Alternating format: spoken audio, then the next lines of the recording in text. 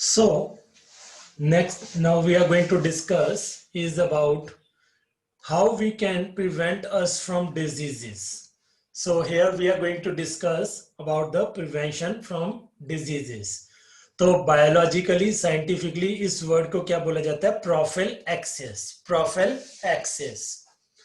Though most of the diseases are curable, but there are still some diseases which are fatal and have no 100% satisfactory curable technique. कहता वैसे तो maximum जो diseases हैं they are curable, वो ठीक हो सकती हैं, बट कुछ डिजीजेज हैं जो फेटल भी हो सकती हैं, जानलेवा भी हो सकती हैं, that is they may lead to death of the organism and have no 100% satisfactory curable technique. उनकी 100% satisfactory curable technique ना होने के कारण वो जानलेवा हो सकती हैं. लेकिन जो डिजीजेस क्योरेबल हैं उनके भी 3 लिमिटेशंस तो साथ में हमारे रहते ही हैं. वो कौन कौन से लिमिटेशंस हैं? जब हमें कोई बीमारी होती है, first of all body functions are adversely affected and we do not recover completely. जो हमारी नॉर्मल बॉडी फंक्शनिंग है वो हमारी एडवर्स अफेक्ट होती है, एंड रिकवर होने के बाद भी हम प्रॉपर वे में 100% नेचुरल वे में एक्ट नहीं कर पाते, यानी कि कुछ ना कुछ हमारी बॉडी के अंदर सिम्टम्स रह जाते हैं बीमारी के. Patient needs bed rest depending upon severity. तो पेशेंट को कुछ टाइम के लिए बेड रेस्ट भी चाहिए होता है, डिपेंड्स अपॉन दी सिवियरिटी, बीमारी कैसी है या बीमारी किस हिसाब से है, तो उस हिसाब से उसको बेड रेस्ट लेना पड़ता है. तो फाइनेंशियल क्रंच भी हो सकता है. Infected person may act as a source of spread of diseases to the healthy person. जो इन्फेक्टेड पर्सन है वो एक सोर्स बनता है बीमारियों को फैलाने का, to the healthy person, to family members आ जाते हैं इसमें, या फिर सोसाइटी मेंबर्स आ जाते हैं. तो सोसाइटी में बीमारियों फैलने के चांसेस क्या हो जाते हैं? एक्सट्रीम हो जाते हैं due to infection. Clear? Keeping the above limitations in mind, it is rightly said that prevention is better than cure. इलाज करवाने से ज्यादा अच्छा है कि परहेज किया जाए, प्रिवेंट किया जाए. बीमारी बाद में लगेगी, लगने के बाद हम अगर उसको इलाज करवा रहे हैं तो डेफिनेटली उसकी कुछ ना कुछ लिमिटेशंस तो रहेंगी. So it's better to prevent us from diseases. So it is rightly said that prevention is better than cure. Clear? Next. There are 2 ways of prevention of diseases. अब 2 वे से हम बीमारियों से बच सकते हैं. सबसे पहले general measures to prevent diseases. जो बीमारियां हमें पता है कि कैसे फैलती हैं, उन बीमारियों को फैलने से रोका जा सकता है अगर हम कुछ प्रिवेंटिव मेजर्स लें. जैसे कुछ डिजीजेस एयरबॉर्न होती हैं, हवा के द्वारा फैलती हैं. So we can prevent them by preventing the overcrowding. अब जैसे कोरोना वायरस चल रहा है, तो डेफिनेटली कोरोना वायरस एयरबॉर्न है, हवा के द्वारा फैलता है, आर्टिकल्स के द्वारा फैलता है. तो हम ओवर क्राउडिंग किए बिना उसको प्रिवेंट कर सकते हैं. Week and proper hygienic conditions, we can maintain our proper hygienic conditions like common cold. अब जैसे पता है कि कॉमन कोल्ड अगर किसी पर्सन को हो जाए तो वो ट्रांसमिट होता है स्नीजिंग के द्वारा, कफिंग के द्वारा, या ट्यूबरक्लोसिस है, टीबी की बीमारी है, वो क्या होती है? ट्रांसमिट होती है. So we can prevent them by avoiding direct contact with the unhealthy person. Waterborne diseases, हमें पता है कि अगर कोई बीमारी waterborne है, contaminated water से फैल सकती है. So we can drink the water which is boiled by us. तो boil करने के बाद पानी को पी सकते हैं.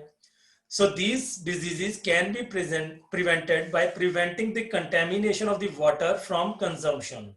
जो पानी पीने वाला है उसकी कंटेमिनेशन को बचा के हम क्या कर सकते हैं? ऐसी डिजीजेस से बच सकते हैं, लाइक कॉलेरा, टाइफाइड, एक्सेट्रा.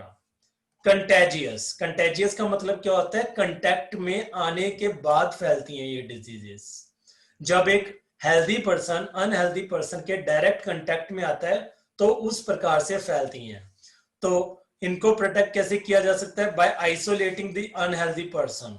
अब जैसे कोरोना में भी अनहेल्दी पर्सन को क्वारंटीन किया गया, तो इसका मतलब क्या है, उसको आइसोलेट कर रहे हैं हम, उस अनहेल्दी पर्सन को आइसोलेट कर रहे हैं ताकि हेल्दी पर्सन प्रिवेंट हो जाएं from direct contact with the healthy persons like chicken pox, measles, or you can add here corona virus.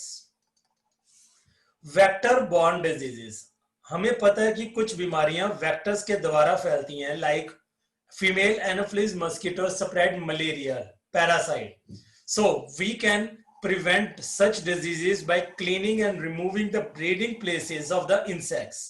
तो जहां पे इंसेक्ट्स जन्म लेते हैं खड़े हुए स्टेगनेंट पानी के अंदर, हम पानी को खड़ा होने से बचा सकते हैं।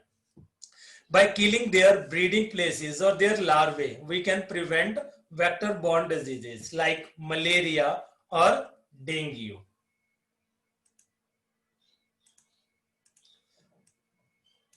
Next,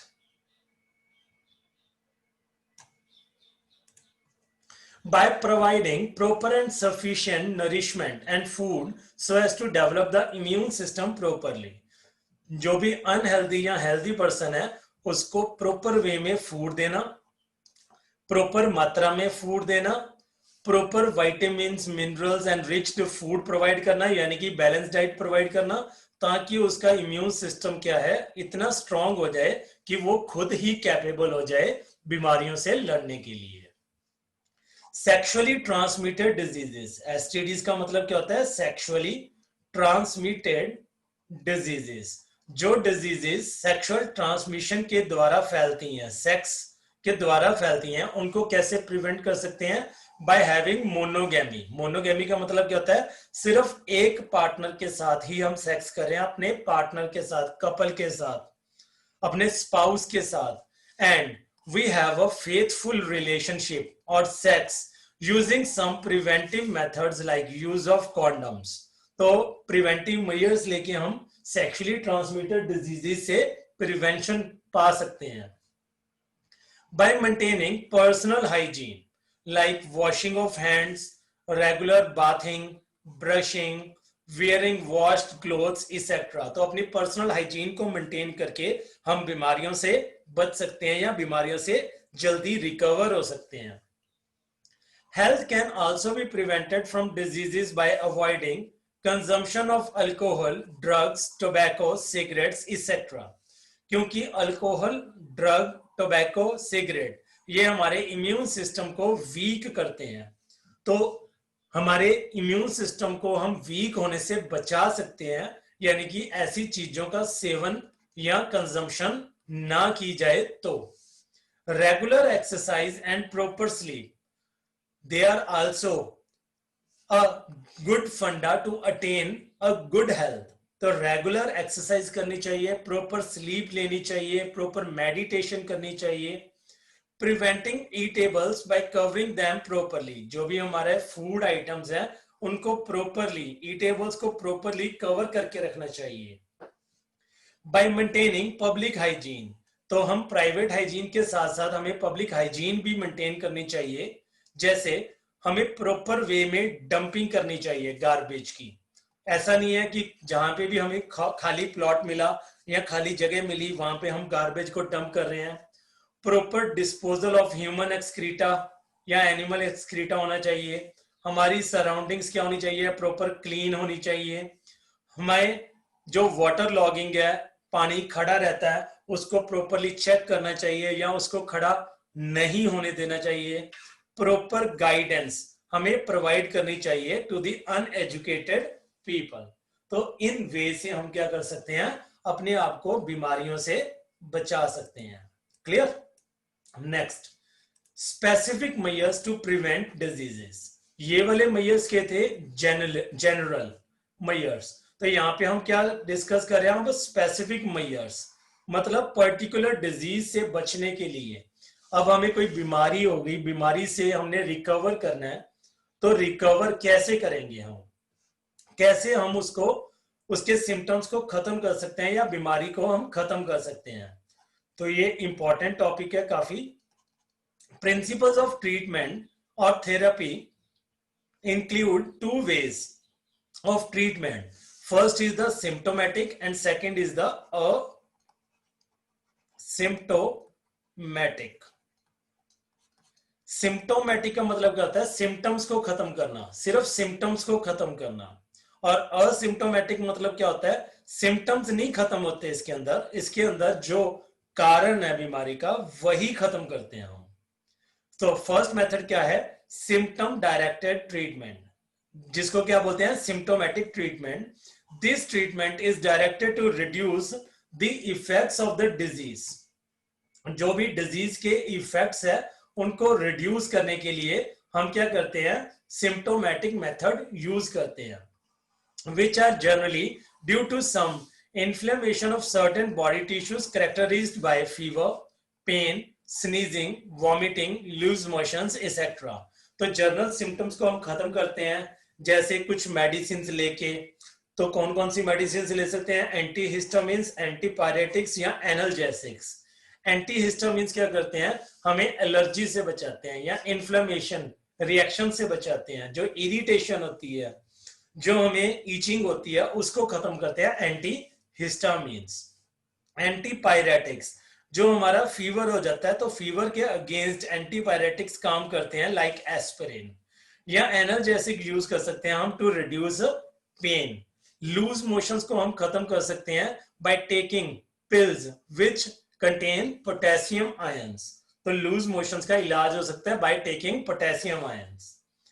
These drugs only reduces the symptoms and provide temporary relief from the symptoms but do not cure the disease and only short lived. तो symptomatic जो वे है वो सिर्फ symptoms को खत्म करता है, ना कि बीमारी को। बीमारी को वो खत्म नहीं करता, यानी कि ये सिर्फ एक शॉर्ट टाइम के लिए हमें रिलीफ मिल रहा है।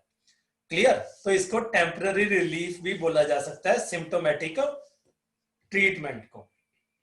Next is the asymptomatic treatment, that is pathogen directed treatment.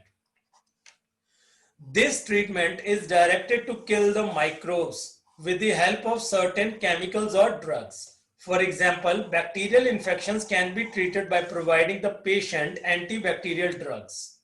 अब हमें पता है कि कोई बैक्टीरियल इन्फेक्शन हुई है तो हम एंटीबैक्टीरियल ड्रग लेके उसको खत्म कर सकते हैं।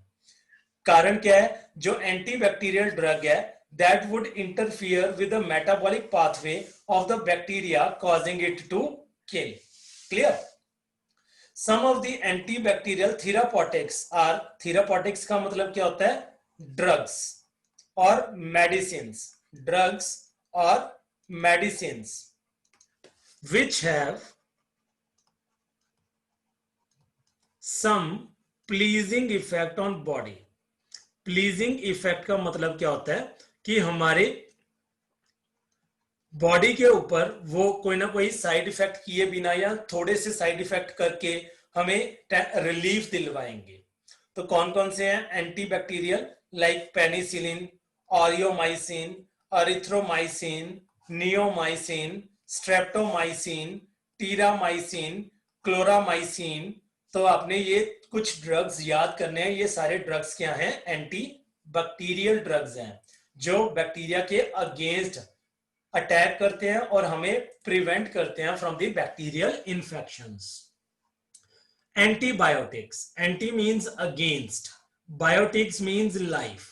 तो अगर कोई भी हमें वायरल या फंगल या बैक्टीरियल डिजीज हो रही है तो हम क्या लेते हैं, एंटीबायोटिक्स लेते हैं।